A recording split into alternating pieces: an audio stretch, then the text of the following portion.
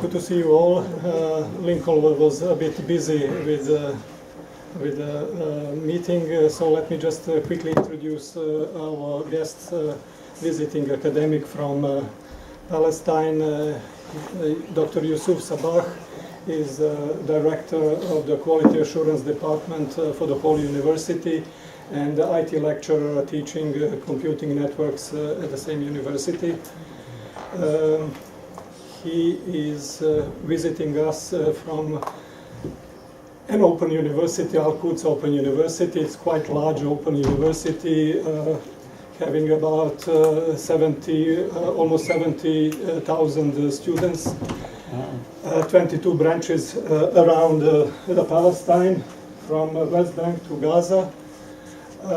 They are actually, I would say, blended open university because they have some compulsory on-campus classes for their students.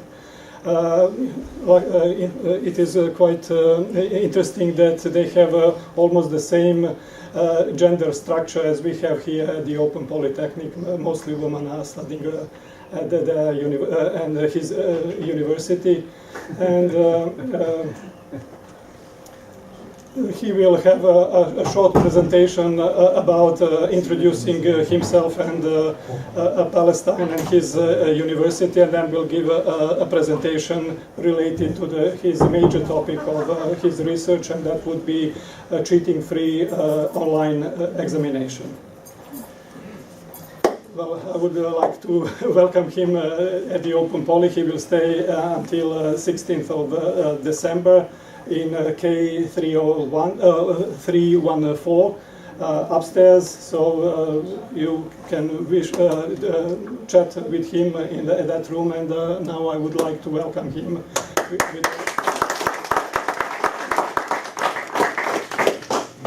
Thank you very much. So, good morning. In Arabic, صباح الخير. صباح الخير. Yeah? Kiora in Hawaii. Okay, I would like to thank Dr. Zlatko for his invitation, and also I'd like to thank you all for attending my presentation. And thanks to the Open Poly as a whole for hosting me for this visit in New Zealand. So let me please start with some information about my country, Palestine. We start with a short video. I'd like you to be patient until we finish it, and then we start some information about Al-Quds Open University, our institution, and after that we start with the presentation and the main topic of my research.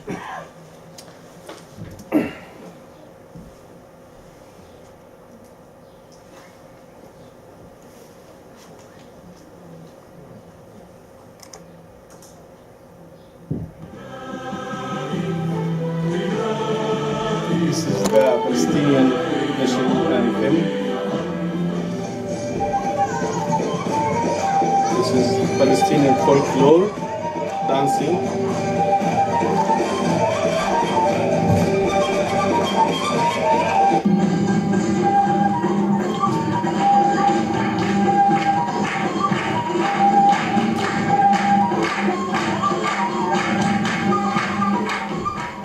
This time we visit the West Bank of the Jordan River, a land its residents call Palestine. While Israelis and Palestinians have overlapping claims and struggle to share it peacefully, the West Bank has a rich and fascinating heritage well worth exploring.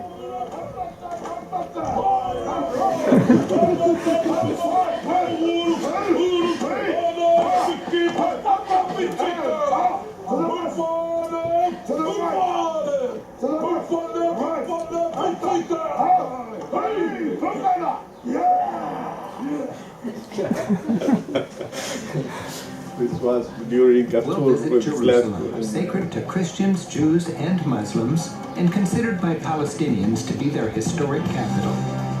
We'll harvest olives. Drop in on friends for dinner. Follow pilgrims to the place of Jesus' birth. Bob in the Dead Sea. hike to an ancient monastery deep in the desert, and feel the energy of an emerging economy.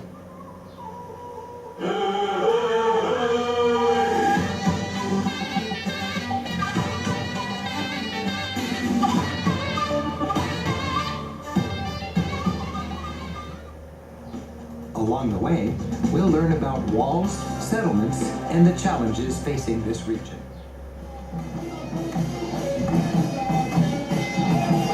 This is a wedding party, how we do it in Palestine.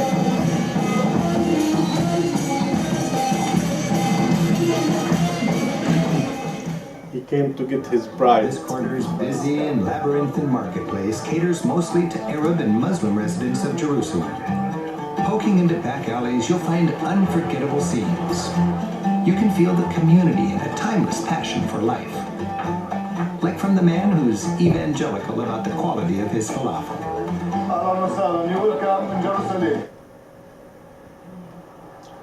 Here game.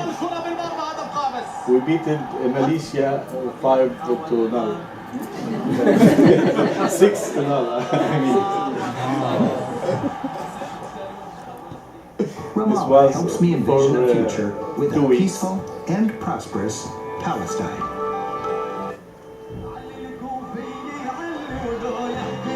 The Kufiyya is our sign or icon for Palestine.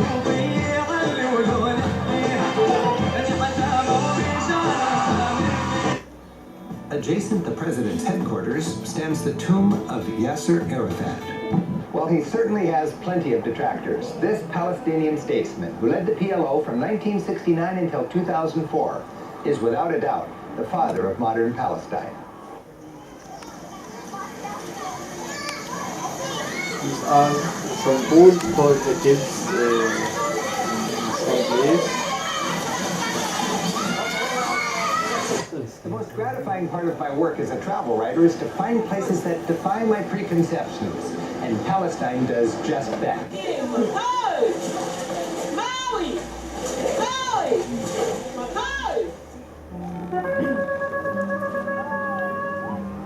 And in that day will I make Jerusalem burdens and stones for all people. All that burden themselves with it shall be cut in pieces. All the people of the earth will be gathered together against it. This is the West Bank, where clashes have erupted between the Israeli army and Palestinian youths. The Al-Aqsa compound is considered to be the site of biblical temples in Judaism and the men third who are holiest site in holding the Islam. guns are the Israeli, and who are throwing stones are the Palestinians. Still, we have the time to play. Mixing the difficult realities of this region with the resilience and spirit of its people makes travel here an unforgettable experience.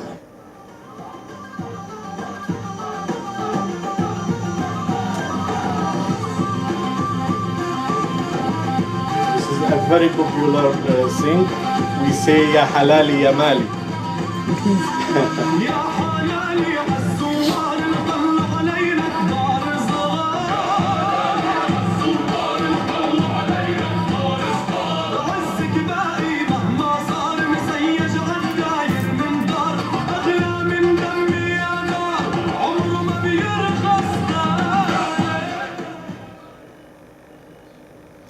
Thank you. So the area of Palestine is 27,000 kilometers. West Bank and Gaza represent 23% of this area, and occupied by Israeli is 77%. So the population is 4.8 million in the mid of 2015. In West Bank we have 2.8 million, and in Gaza we have 1.8. Weather is hot and dry in summer. In addition, it is cold and rainy in winters. This is the location of Palestine in the world. It is in the middle of Asia, near to the Mediterranean Sea, so it is surrounded by Jordan from the east, Mediterranean from the west, and also we have Lebanon and Syria from the north, and in the south we have Red Sea and Egypt. The capital is Jerusalem, but the Israeli till now do not declare that. A declaration of independence was in 15 of November 1988, so it was around 2 weeks ago. Leader is Yasser Arafat, his name is Abu Ammar, and the icon is Kafia.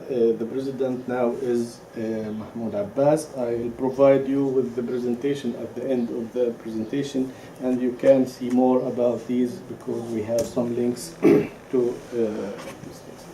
So Al-Quds Open University, which the headquarters is in Jerusalem also, offers its services based on open education, and it starts to graduate students that have the skills to compete with the world institutions and the international institutions with high quality teaching and learning, academic research, and community services.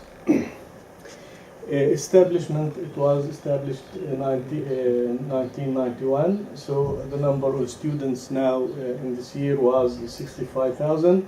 Number of graduates for the whole time from 1995 till now is 70,000 graduates. The president is Professor Yunus Amr. Here is his picture.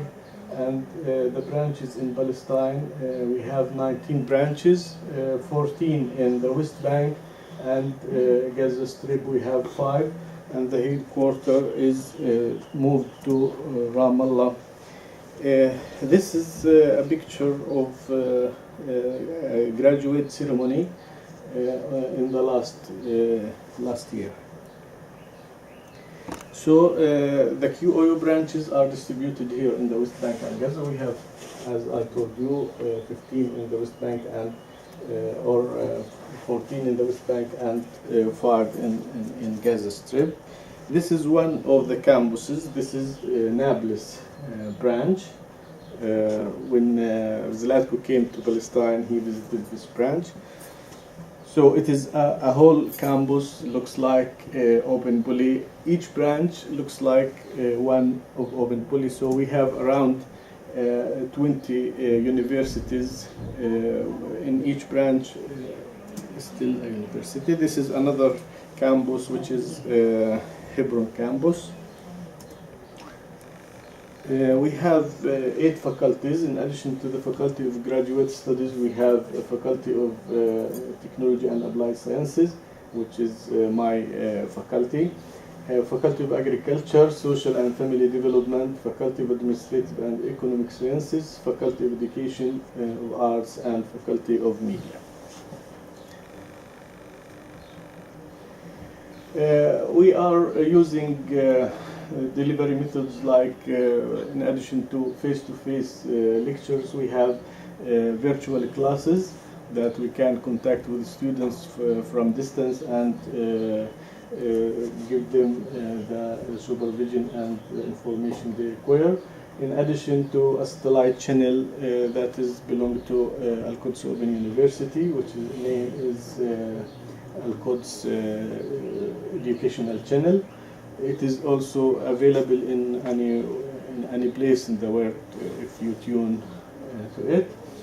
Student assessments, we have 2 assignments for formative assessment with 10% score. Summative, we have midterm and final.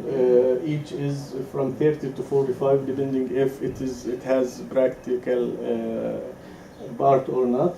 So if it has a practical part, it will be 30% also.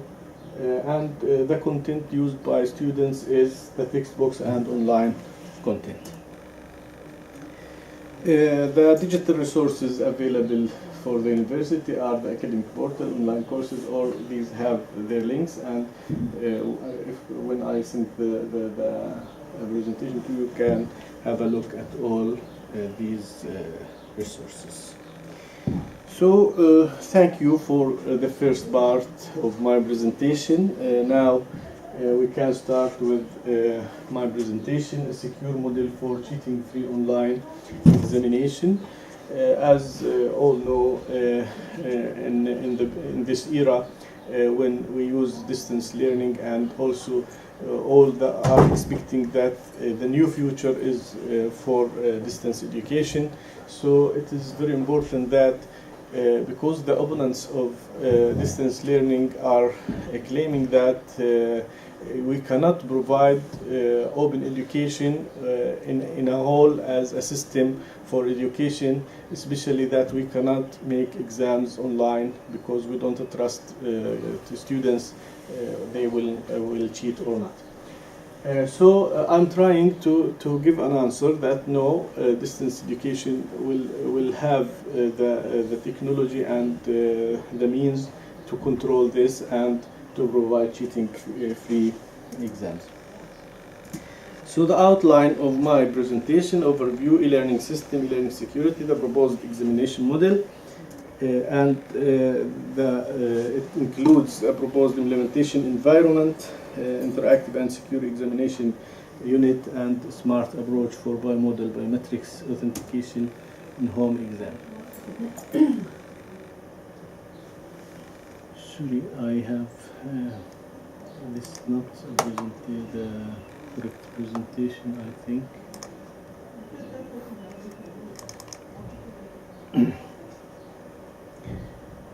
This is why I tried to tell you some of the meals in Palestine, but I missed them. Where are they?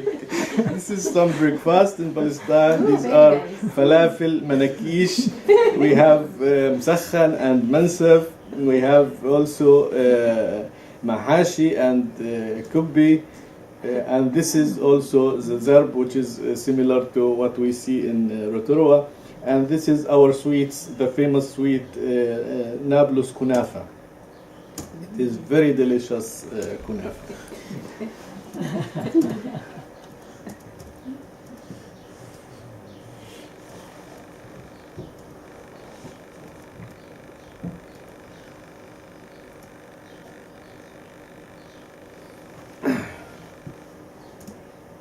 So we have a state diagram of the flowcharts and the flowcharts of the proposed system and the proposed implementation environment, in addition to evaluation of the proposed model and conclusion. So our motivation, we know that as a web application, e-learning system are vulnerable to attacks, and there is no effective methods for cheating prevention and impersonation detection, and the high cost also of time and place limitations of a traditional proctor-based system. In case of Al-Quds Open University, we spent around $1 million each year for proctoring the exams. So our research plan, we have to implement the proposed model and test it in a real-world environment to measure acceptance, applicability, and security. Then to test the cloud computing for providing the required computational power.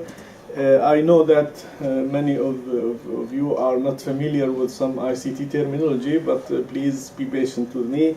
There are something to say about education. So the methodology, we have surveying, some literature review, needs assessment, focus groups and interviews, risk analysis and numerical analysis by questionnaires, and we have a prototype, develop a prototype for the proposed model. Just one moment, I would use this opportunity to invite academic. We will send shortly after the presentation an email invitation for the focus group, those who have to spend 1 hour with Dr. Yusuf within the focus group to discuss some problems related to examination would be highly welcome and appreciate their presence. So, you know, as part of his research proposal. Thank you very much. When Al-Quds Open University started, it started with some traditional model for education in the class, in addition to some media on CDs, on some DVDs and videos. to send them. So our traditional model was using face-to-face in the university, in addition to a textbook for content and material, and the formatted exam was at home on paper. And the summative assessment were in classroom, and still it is in classroom. Now I'm proposing this model for implementing my proposed system. So we have virtual classes and face-to-face, and this is what's happening now in our university. We have e-course for each course. We have an e-course and the textbook. We are proposing some online assessments that could be marked automatically and transferred directly to the registration system. The midterm and final still are only classroom, but we are going, if it succeeds, this system, we can convert to online exams. I'll not go deep in these things. In e-learning security, we have some authentication factors. The knowledge factor, which is like a password. Yeah, we have inherence factor or biometrics, which is divided into two things. Something a user is, such as fingerprint, voice print, and DNA. Also something a user does, such as mouse dynamics, keyboard dynamics, and handwriting. And the ownership factor, which means something you have, that a card or a dongle. What distinguish e-learning security on other security systems, that in other security systems, anyone owns his password, cannot provide this password for any reason. But on the contrary, in e-learning system, if you will be benefit from this by giving your password to other students to solve your exam, so you are keen to give your information to these people. So here we have PIA model, the presence, the identity, and the authentication. This which distinguish the security of exams. So this intersection between all of these PIA. Oh, it's when you touch. That's good. So I checked in the literature, and in the literature review, I found that there are 5 types of these systems for monitoring and proctoring exams and authentication for online exams. The proctored only, there is a proctor in the room, and he is monitoring it. Unimodal biometrics, one of the biometrics methods, such as fingerprint or eye print. Bimodal biometrics, 2 types of authentication methods, such as a fingerprint and the eye.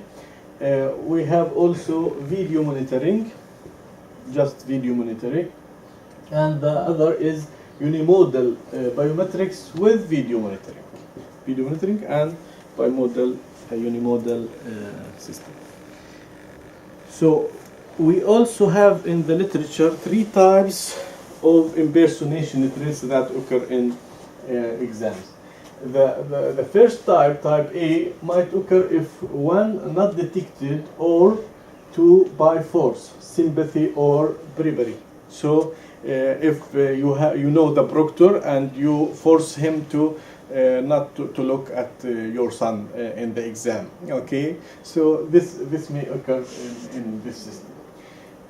Type B, passing security information, such as a password, to another who uses it to answer the exam. The third type is a student just logs in, letting another to sit in, on behalf of him and continue the exam, such as using the biometrics. When you are, it is compulsory to use your fingerprint, then he should come with you and you log in and he continues the exam. I proposed a type D, which is student logs in, but another assists him in the answers. So no one is on behalf of him, but someone is sitting beside him and giving him the instructions of the exam. So technically, this is the proposed system. We have here for the user or the examinee terminal, we have continuous authentication using continuous fingerprint, which is attached. No. You have to go back. No, the other way. Okay. So this mouse is attached with a fingerprint that can get your fingerprint continuously. We have keystroke dynamics, extracting the features of your typing to know if you are the real person or not. And the third one is a video monitoring, which can analyze your video and detect your cheating actions. So it is connected through the internet to an e-learning server that contains the exam, in addition to the database that contains also the exam, and transfer it to the e-learning server. And we have a media server that gets your video and send it to the server, which contains video, fingerprint, and keystroke dynamics processing server that can distinguish you. So when we go to the flowchart, we will see how this will happen.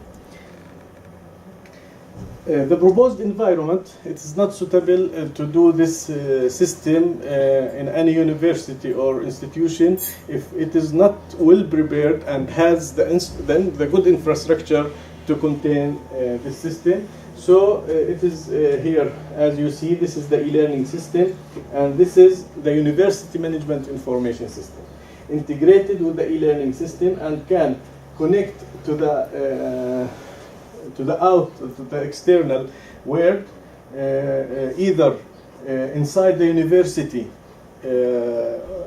using an intranet, or outside the university using internet.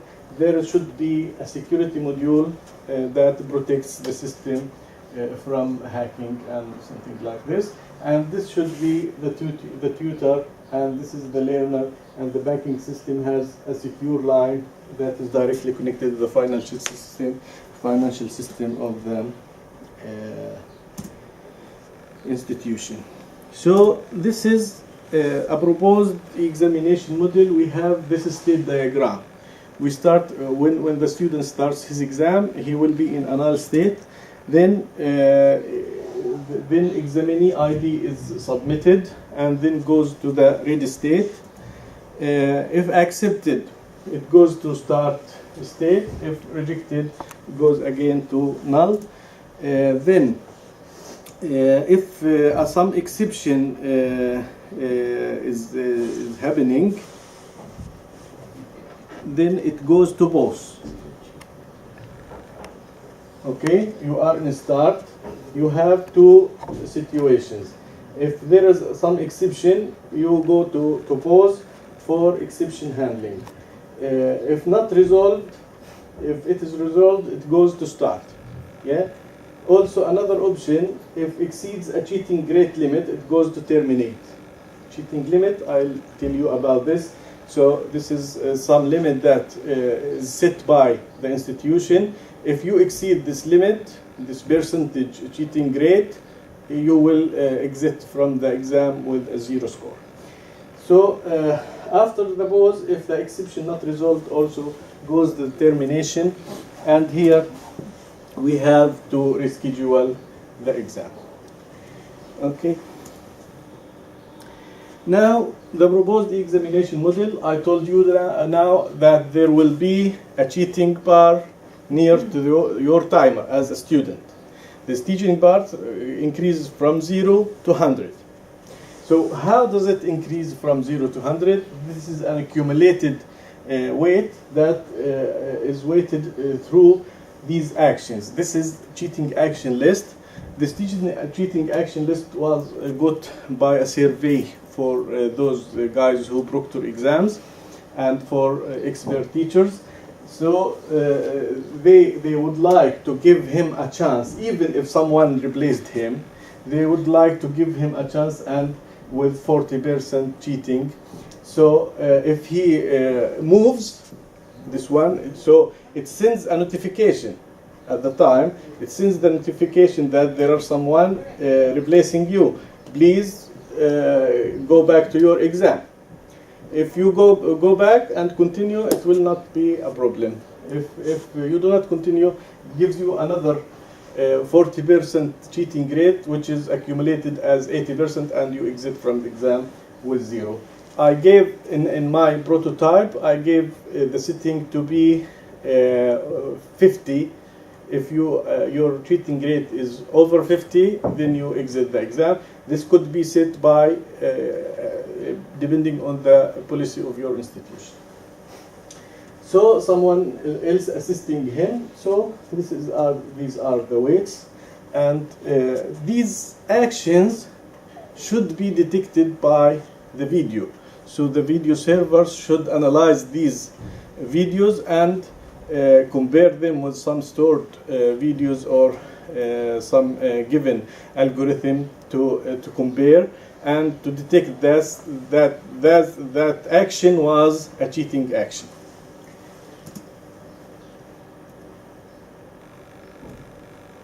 This is the flow chart. This is the phase 1 enrollment. When you register for a course, for example, then you go to the registration department, you give them scan students imprint, they capture a student's photo and a short video. In addition, they get students keystroke training set. So they give him a text to type, to extract. This is called the test set in artificial intelligence that should be compared with your data later. So this is transferred to the server, which processes and extracts the features for all of these, and then save features in a student's profile. In addition, it continues to the registration process. In the next phase, the e-examination session, we have 3 or 4 bars. The first one is the initialization, then the operation, then if happened a violation, and the termination. In initialization, we initialize the fingerprint device and the keystroke dynamics, and in addition the video initialization. Then in the operation, we have the fingerprint operation that detecting your fingerprint continuously, maybe randomly or maybe in a periodical manner. Then also the keystroke dynamics. If you leave the mouse, you know, my system should be like this. A fingerprint should be attached here, and as soon as well as you are holding the mouse, it is getting your fingerprint. If you leave it, you might be using the keyboard. So it starts for the keyboard, the keystroke dynamics operation to detect that you are the person. If both of them failed, the video capture also is using, and also this video will be recorded for some period of time for those students who would like to review their exams and know why they got that 0 point. So you bring this video and show them what they did in that video. So also, if the system cannot detect these cheating actions, someone can look at these videos and check if there are some violations happening in that. So if a violation happened, then we go to the termination. In the last phase, the third phase, we have the finalization. Here we disable the fingerprint scanner, generate a session report, stop video recording and save, disable the web camera, and then if this autocorrectable questions, you know that some of the questions can be corrected by the computer, such as multiple choice and true or false, and others should be corrected by hand. So if it is auto-corrected, it's sent to the computer to correct it. If no, it's sent for correction, then the total grade from this part and the total grade from this part are combined or summed to get the final grade. If the cheating rate is greater than or equal 50%, then you terminate final set grade to 0. If no, apply penalty rules. Here I also put a penalty rule that if you didn't arrive to 50%, for example 20% cheating, this is deducted from your final score. Then to transfer the final grade to the system, this is a security module that should exists between the internal and external university, and this is also a proposed technical support unit that can automatically support you during your exam, during your taking the exam. So you can contact the help desk or send an e-request, online request. Then they register you and give you a tracking number, and also they give some chatting tools or remote assistance if your computer couldn't work or something like this. The evaluation parameters, we have analytical and measurable evaluation parameters. We will check security and cheating prevention, risk analysis, applicability and usability, empirical analysis. Also, there are some measurable parameters such as broadcasting delay, storage requirements, memory usage, and CPU usage. This is more technical issues. So finally, in the literature, over than 70% cheat in traditional exams and 95% never captured. This was published by a USA report that they made a survey with graduate students. They asking them a question that, have you ever cheated in at least one exam? Those who said yes are 70% of the students. And have you been captured? The other question, 95% of those who cheated haven't been captured. Annual cost of proctoring at QOU is $1 million. So we need to, if they give me this $1 million, I build the system and they will not pay it again. So the proposed model should satisfy CIA, which is authentication, integrity, and also the PIA presence and identification and authentication goals, and also impersonation types A, B, C, and D. It should satisfy all these to be trustful. It resolves threats that neither resolved nor mentioned previously in other models, such as access to exam resources, full screen lock, and port blocker. So when you start your exam, the screen is locked and you cannot use any internet resources. In addition, the ports, all ports that can connect you to a remote computer or any other system that can help you, it will be stopped. In addition, cheating can be limited or stopped when detected. Cheating indicator and warning messages. In the previous systems, they weren't something that is interactive with the student while he is making the exam. So they tell him that there is a camera monitoring you. But while he is working, and sometimes he cheated, but no one stopped him. So he continued cheating. And at the end, they told him that you got 0. Why? You cheated. But no one told me that I'm cheating. Stop. Yeah. So I solved this problem by this cheating bar, which appears to you during your exam. This is something psychological. That if it happens that one time this bar is increased for 10%, 5%, you feel that there is someone is monitoring me and stop cheating. So the system can be used for many other applications. It's not just for proctoring. It can be for monitoring a factory, for example, for monitoring anything. So at any action, you can operate a new system, or you can stop a system for anything else. So we have also paused till authentication device is fixed to resume.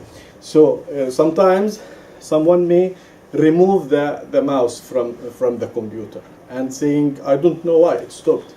So there will be something that the exam will pause until you fix your problem, and giving you notifications. Please reconnect your camera. Please reconnect your network cable. And then if you do not do so for some time, some period of time, it should stop and reschedule the exam.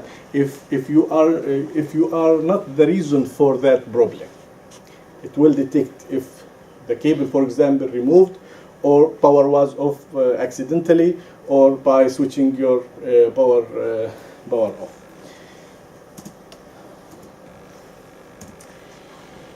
Finally, advantages of my model is one, fully automated continuous video matching, fingerprint and keystroke dynamics, fully secure CIA, PIA impersonation, indicator, lock, port blocker, etc.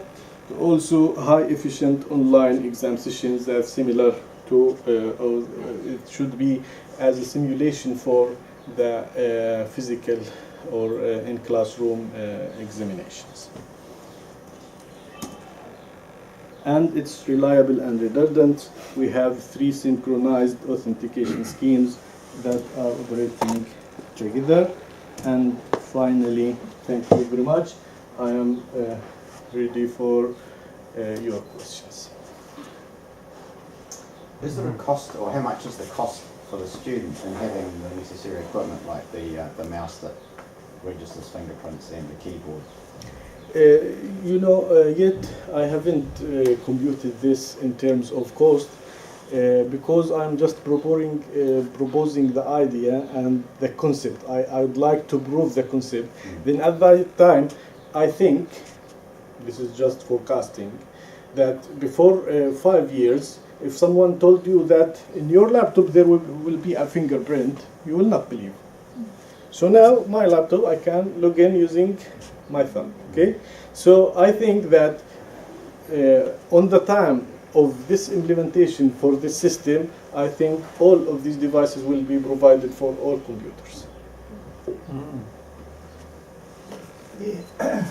So you mentioned at the end of your presentation that your model or your system can be used for other reasons and other situations or contexts. Yeah. Are you worried in terms of the highly professional and technologically advanced system that you've developed, that it could be used in terms of surveillance which we might term unlawful? Yeah. This problem, there is a debate in this problem. So the SCADA system, for example, which is used for controlling for nuclear factors, is based on technology and based on the network. And do you remember what happened in Iran before 2 to 3 years when they could connect to their server and stop the alarm system in the nuclear factory? So there will be still a way to hack, but we are always trying to protect our systems from hackers by modern technologies and also using firewalls and something like this. But still it is opposed to hacking. Any system in the world is opposed to hacking. Have you thought about building other options in for students who have disabilities? For example, use voice recognition software. Yeah. If they can't type? Yeah. I haven't. In fact, I haven't think of that. It was a very good point. Thank you. So I'll think of it and find a solution, but at the same time, I'm proposing the system that a supportive system, not an alternate system. So if someone would like to come to the university and make his exam on paper, I don't stop him. So I allow him. And if he would like to make it remotely, it will be okay. So it will not replace the previous one, unless we trust them very much, and also all functions are available for inaccessible people and for all people that can use it. Thank you. Any other question? What's your time frames? When do you think something like this might be implemented? Have you got any This time depends frames? on the support of Open Polytechnic.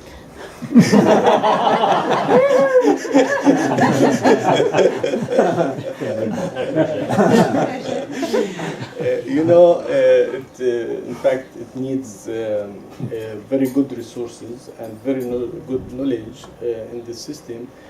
Although it seems that it is simple, but all these to be done well, they need very hardworking and very excellent professional people in programming.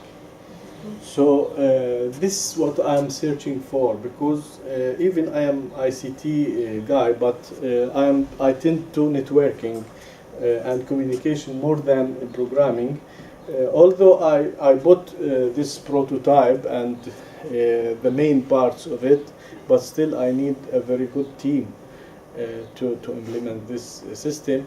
And I think the system should be, incubated with any institution to give the attention for this system. And I think I should publish a paper in this, and I hope that someone called me and telling me, oh, very good system, we would like to incubate the system. Just looking at it from the Open Polytech's point of view, most of our students don't actually come here to register and enrol, so how would you imagine we would capture the biometric information about them if they don't actually come here? Sorry, I didn't get it. Our students don't come here to register. Yeah. They don't physically come to the Open Polytechnic to register. They register online from all over Yeah. the world. How would we collect the biometric information about them? It's a good question. How will we get this information? Because you do not trust, even if they make it. I think it will be okay. They will use their computers provided with thumbs and make these things from distance. No problem. For example, you give him the text to type, and he read the types on his screen and type it, repeat typing it, okay, and submit. Also for the fingerprint, you ask him, please put your finger on the. But this is. The problem is you do not know that he is the correct person. That's the point, yeah. So I think he should come once. At least once. He should come when he registered the first time. So he do not need to use it every time he register for a course. It could be done only one time during his study life. That research on cheating, which country was that? It was in USA. And can provide you with that report. Thanks, Yusuf. Thanks for your talk. It was really interesting.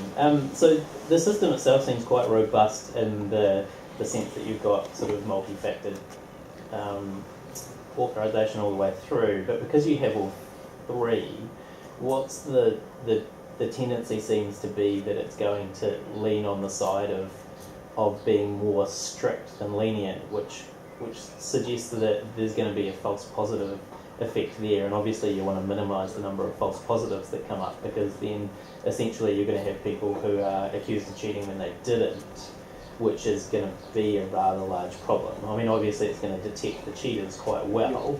You know, all these things are proposed theoretically.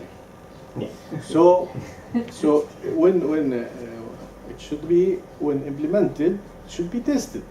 And also some students should take some courses and use this system and give you their feedback.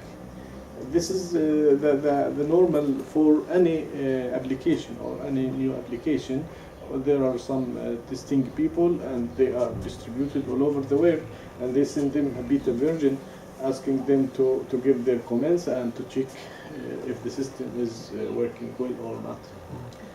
So this procedure should be included. And just as an aside, as a behaviourist, I approve of the prompts, to say, hey, look, you're cheating, stop doing it. I like it. Okay, thank you. Joseph, I'm sorry to say this, I'm not being rude, but if you did publish something, what would stop someone else, what copyright issues are going to impinge so that someone else can't, in effect, take it from you? And how do we know someone or some people aren't already having parallel developments in this field, and they might beat you to it, sort of thing? No problem. I'm just looking for a comfortable environment for our universities and our institutions. Right. So even if it happened in another place, using my system without telling me, I will be happy. Right. Yeah. Yeah. Okay. So in this moment, I have another track or another field of research, which is in system or in the institutional evaluation or institutional assessment, and I developed a system for this, and I hope that we could be available and conduct another lecture or another meeting for proposing also the system, but the system is less complex than this, and also it is applicable, and we tested it at Al-Quds University and it's working well. Still we are at the first test, and the final report will be issued I think within 2 months. So I hope that we could have another opportunity to present the system for you. Thank you very much. Thanks for all. Thanks for your patience.